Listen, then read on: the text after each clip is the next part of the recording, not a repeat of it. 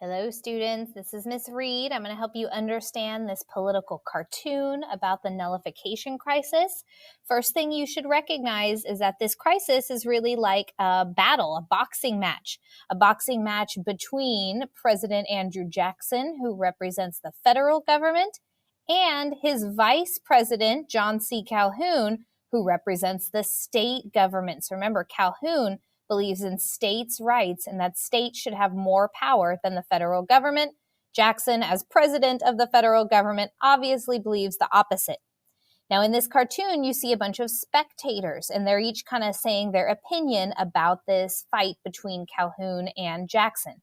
So this first man here on the left says no one state is above the other states. He's rooting for Andrew Jackson. He says states are equal. No state should be able to nullify a federal law.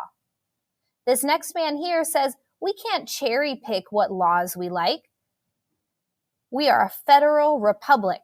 That keyword federal should tell you he is on Jackson's side. You can't just pick and choose what laws to follow.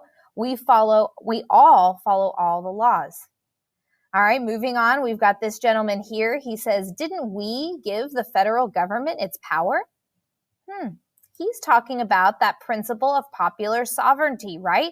We, the people, rule the government. So we should be able to nullify the laws. He is rooting for Vice President Calhoun. All right, the man on the far right, what happens if the feds target our state?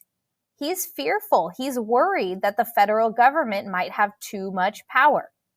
And then that man in the middle with his hands raised up is saying, void him, Johnny. He's clearly on Calhoun's side. He is saying we can nullify, we can void a law.